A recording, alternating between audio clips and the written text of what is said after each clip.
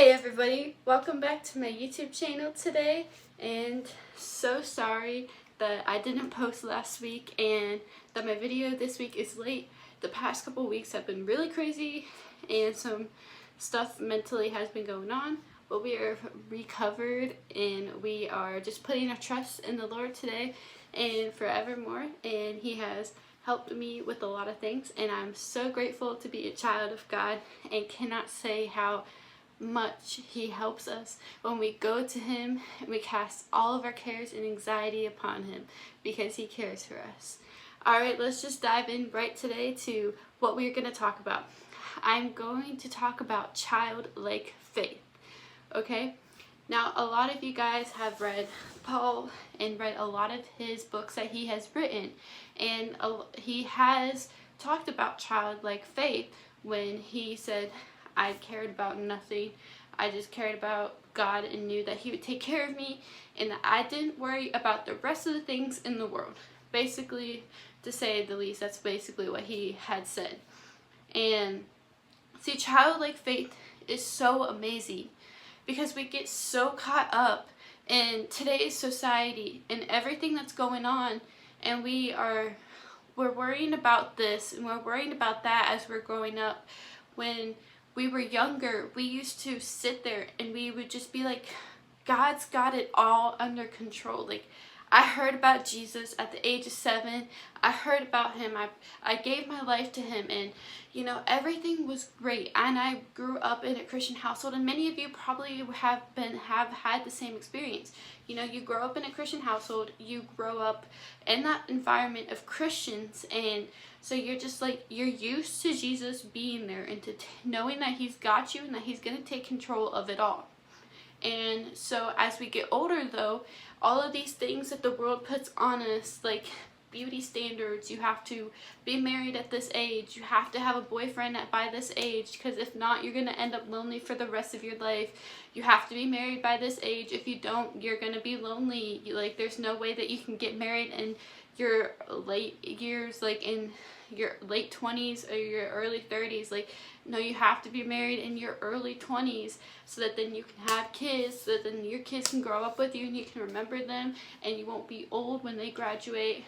And society puts all of this stuff on us, like these expectations, and it's like we're so compressed by all of this that we think we have to live up to every single standard that is put on us. When Jesus says, I'm here for you, I love you and I care about you and I just want your heart, and I'm here when you need somebody to talk to. And we compress that, and we're just like, but God, but this, God that, but this, but that, but this, but that, but this, but that. And we try to focus so much on everything all at once when Jesus just wants our focus and He just wants our attention.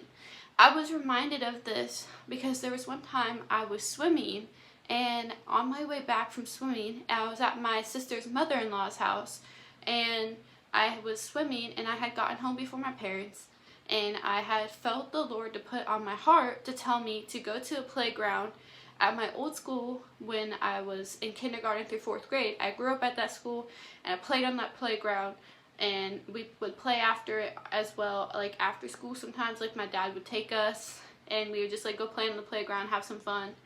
It was more like a weekend thing that we would do that.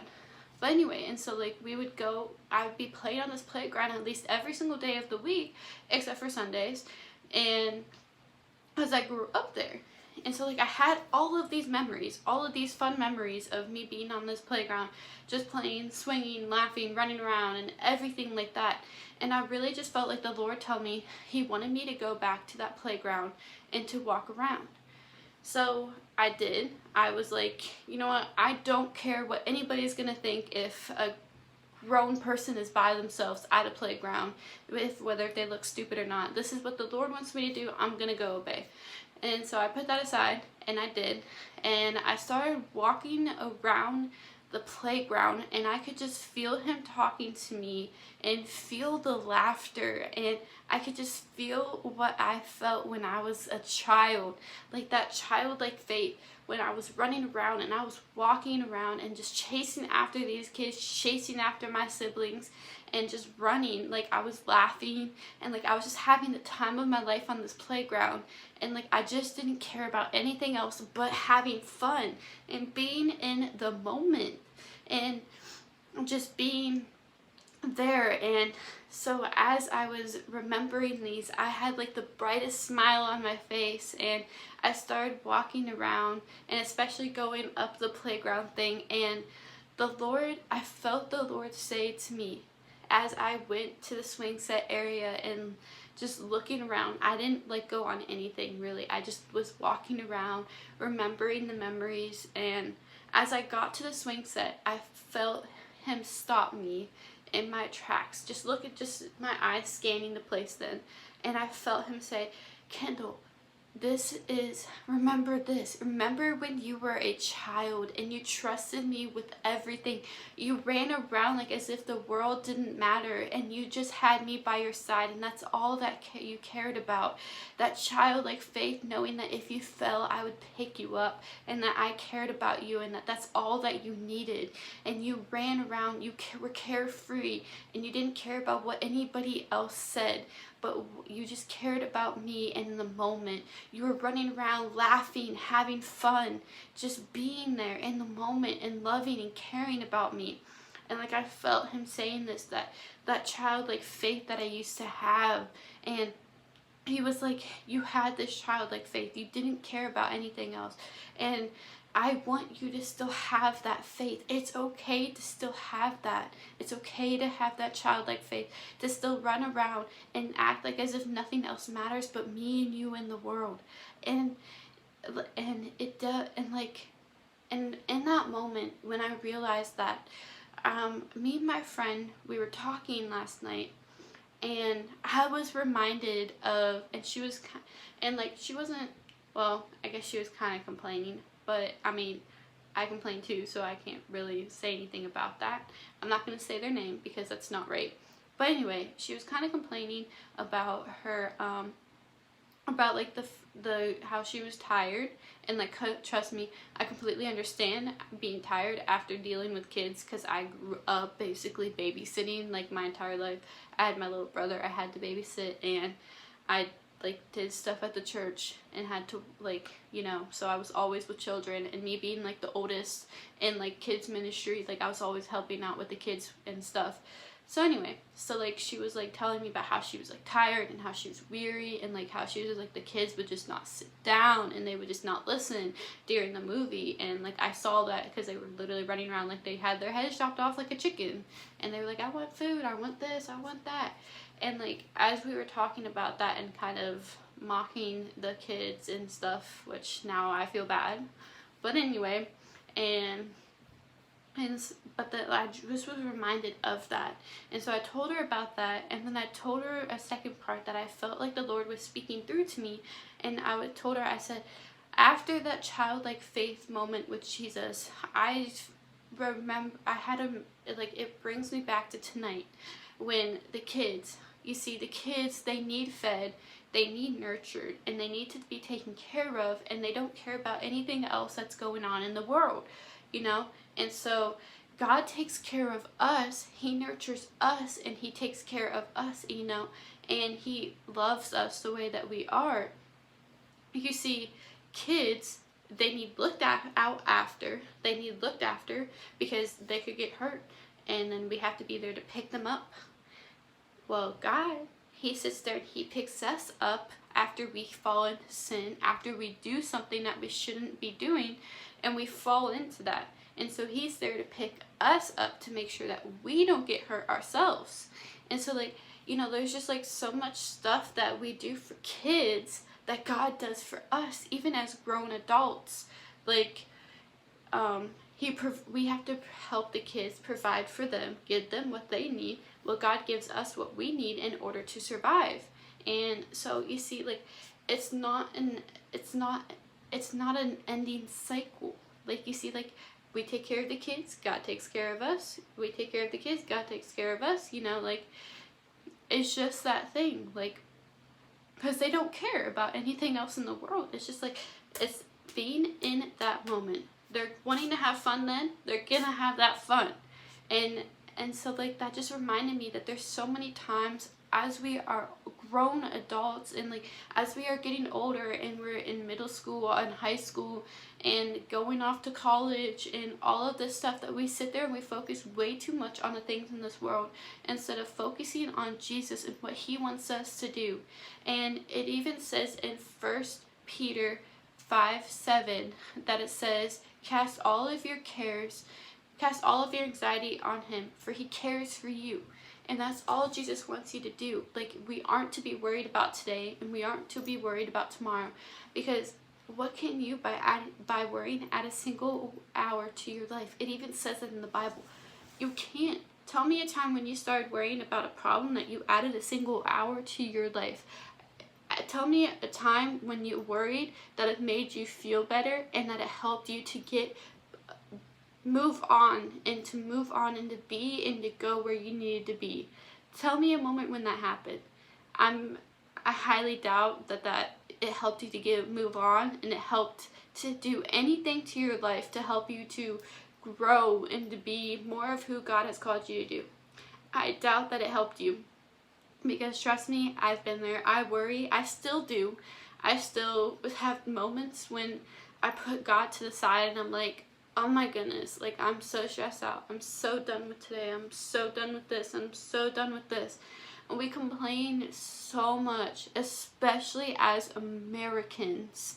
We complain so much to the world, and we're like, but look, I can't go to the grocery store today because I only have 1/4 tank of gas, and like, it's just horrible because I just want to do it and I just can't.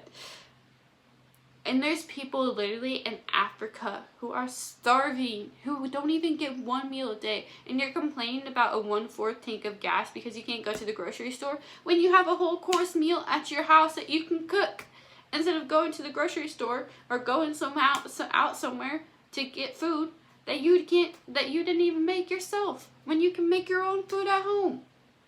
Like, we complain and we do all this stuff, and it's like we're so greedy as Americans. And I know there are going to be people who are going to be on here and who are going to watch this and who aren't American, and I'm sorry that you have to deal with our attitudes as American towards you, being like, look at you, you're like nothing compared to me. Like, you see all of this that I have?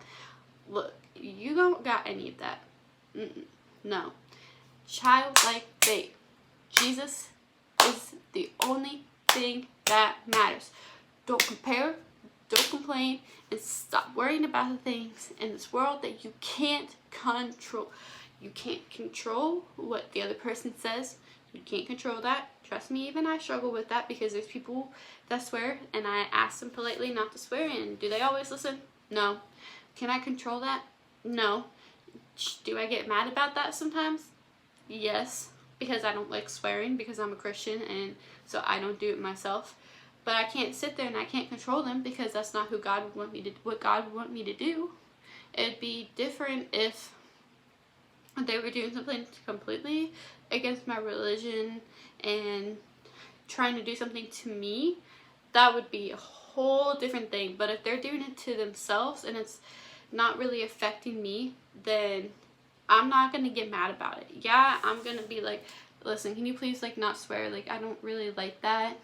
Like, you know, yeah, you can do all this, but you can't keep on stressing out about things, and you can't keep on worrying about things in this world that don't matter, when it's only you and Jesus that matters.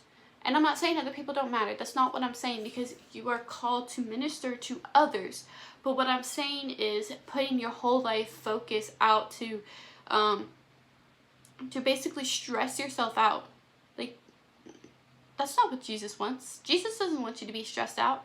Yeah, Jesus was stressed out at times when he would, in his ministry. You're going to be stressed out even when you're doing things that are for God. And you're going to be stressed out because the enemy is attacking you, and he doesn't want you to have that childlike faith, to just trust and to put all else aside. Like, whether if you could, and I'm sorry to say this, but because this is a reality, and so like I'm not scared to say this on camera, whether you're going to be shot in the head, whether if you're going to get taken away, whether if something is going to happen to you physically by somebody else and you're going to have to conquer that through Christ, you know, all of these things happen, and I understand that people dying in our lives, it hurts because we love them and we're going to miss them. But everything has a plan and it has a purpose in life, and you can't sit there and you can't try to be control freak to control everything when all it does is kill you more on the inside by knowing that the other person may not listen to you. And like, so then that kills you when you're controlling that person. You're like, listen, do this, do that, do this, do that, don't do this, don't do that, don't do this, don't do that, do this instead, okay? Like, you should do this, do that.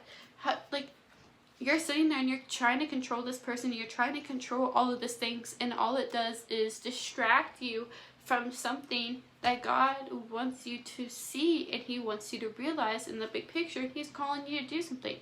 Like, you can't do that. You have to trust Him.